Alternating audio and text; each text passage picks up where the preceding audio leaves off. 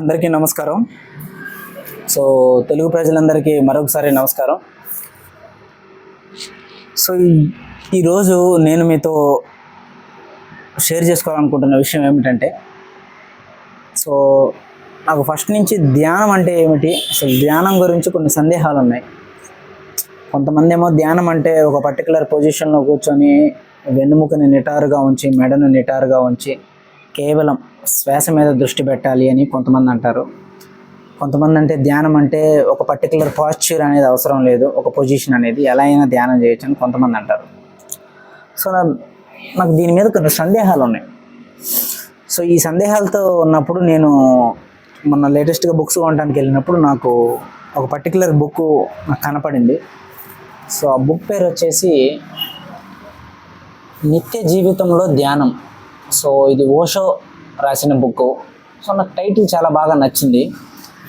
So నిత్య జీవితంలో ధ్యానం అంటే, ధ్యానం అనేది ఒక పర్టికులర్ టైంకి ఒక పర్టికులర్ ప్లేస్లో కూర్చొని చేసేది కాదు. నిత్య జీవితంలో ధ్యానం అన్నాడు అంటే మనం బతుకుతున్న ప్రతి క్షణంలో ధ్యానం ఎలా చేయాలి అనేది ఈ బుక్ యొక్క సారాంశం. సో నాకు చాలా బాగా అనిపించింది టైటిల్. సో టైటిల్ బాగా అనిపించి ఓపెన్ చేసి చూస్తే ఎందుకో కంటెంట్ బాగుంటుంది అనిపించింది. సో దాని గురించి నేను ఈ బుక్ కొన్నాను. సో దీని గురించి నెక్స్ట్ సిరీస్ దీని గురించి చేద్దాం అనుకుంటున్నాను. సో ఈ బుక్ గురించి ఒక చిన్న ఇంట్రడక్షన్ ఇద్దామని చెప్పి ఈ బ్లాగ్ చేస్తున్నాను నేను. సో ఈ బుక్ స్టార్టింగ్లో ఒక లైన్ ఉంది, ప్రతి క్షణాన్ని ధ్యానంగా మలుచుకోవటమే జీవితంలోని సాటి లేని ఆనందం అని ఉంది.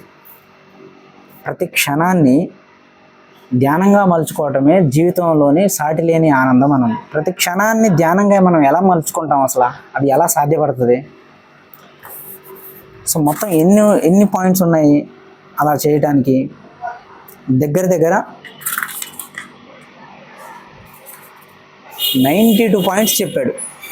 92 పాయింట్స్ చెప్పాడు ధ్యానం ఎలా చేయాలి అనే దాని గురించి. ఓషో 92 పాయింట్స్ చెప్పాడు. ఓషో గారు 92 పాయింట్స్. సో అందులో ఉదయం చేయాల్సిన ధ్యాన పద్ధతులు, మధ్యాహ్నం చేయాల్సిన ధ్యాన పద్ధతులు, సాయంత్రం చేయాల్సిన ధ్యాన పద్ధతులు, రాత్రి చేయాల్సిన ధ్యాన పద్ధతులు, మొత్తం అనుదిన జీవితానికి సంబంధించిన ధ్యాన పద్ధతులు మొత్తం ఎన్ని ఉన్నాయి? మొత్తం 5 మెడిటేషన్ ప్రాసెసెస్ ఉన్నాయి. ఏంటి? ఉదయము, మధ్యాహ్నము, సాయంత్రము, రాత్రి, అనుదినము అంటే ప్రతిరోజు. సో మొత్తం 5 ఉన్నాయి కాబట్టి 5 సిరీస్ చేద్దాం అనుకుంటున్నా ఈ బుక్ గురించి.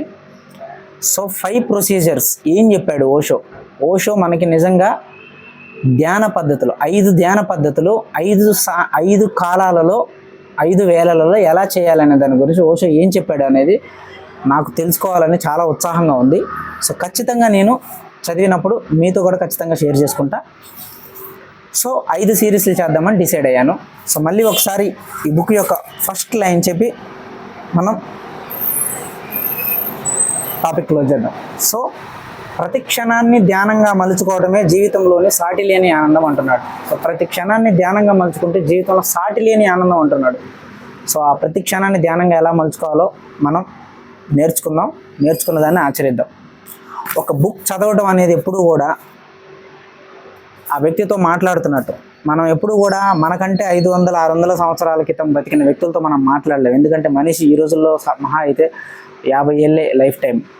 కానీ వాళ్ళు కొన్ని మంచి బుక్స్ రాసి వెళ్ళిపోతారు. సో ఈ బుక్స్ చదివితే మనం వాళ్ళతో మాట్లాడినట్టే. సో గొప్ప మాటలు వాళ్ళు చెప్పి పుస్తకాల రూపంలో రాసి వెళ్ళిపోతారు. కాబట్టి నువ్వు బుక్స్ కనుక చదివితే వాళ్ళతో నువ్వు మాట్లాడినట్టే. వాళ్ళతో మాట్లాడితే ఆటోమేటిక్గా నీ జీవితంలో ఉన్న కొన్ని సమస్యలకి సొల్యూషన్ అనేది దొరుకుతుందా అంటే దొరకదు. నీకు కేవలం పుస్తకంలో ఉన్న అనుభవాన్ని నువ్వు చదువుతావు. ఆ చదివినప్పుడు అలాంటి పరిస్థితి, అలాంటి అనుభవం నీ జీవితంలో ఎదురైనప్పుడు నువ్వు ఈ చదివిన జ్ఞానాన్ని నువ్వు అప్లై చేయాలి అక్కడ. అప్పుడు మాత్రమే పుస్తకం యూజ్ అవుద్ది. అది మన నాన్న మనకు ఒక మంచి మాట చెప్తాడు. ఏమని? నువ్వు ఒక స్థాయికి మించి అప్పులు చేయొద్దు, నీ సంపాదన 10 రూపాయలు అయితే 20 రూపాయలు అప్పు చేయొద్దు అని మన తల్లిదండ్రులు మనకు మొదటి నుంచి చెప్తూనే ఉంటారు. మనం అది వినం. కానీ వాళ్ళని కోల్పోయిన తర్వాత, మనం పెరిగి పెద్దయిన తర్వాత ఏదో ఒక రోజు మనం అప్పుల్లో కూరుకున్నప్పుడు ఈ మాటలు మనకు గుర్తొస్తాయి. గుర్తొచ్చి నాన్న గుర్తు చేసుకుంటాం తల్లిదండ్రులు. నాన్న ఈ మాట మా అమ్మ నాన్న ఈ మాట చెప్పారు కదా నాకు అని. వాళ్ళు ఒకవేళ చెప్పు ఉండకపోతే నువ్వు గుర్తు చేసుకోవు. అంటే ఇప్పుడు మీ అమ్మ నాన్న చెప్పిన మాట ఒక పుస్తక రూపంలో, ఒక జ్ఞానం రూపంలో నీలో ఉంది. దానికి సంబంధించిన అనుభవం నీకు ఎదురైనప్పుడు ఆ మాటని నువ్వు ఆచరించి దాన్ని నువ్వు నీ జీవితంలోకి అప్లై చేస్తావు. సో జ్ఞానాన్ని ఎప్పుడు రెడీగా పెట్టుకోవాలి.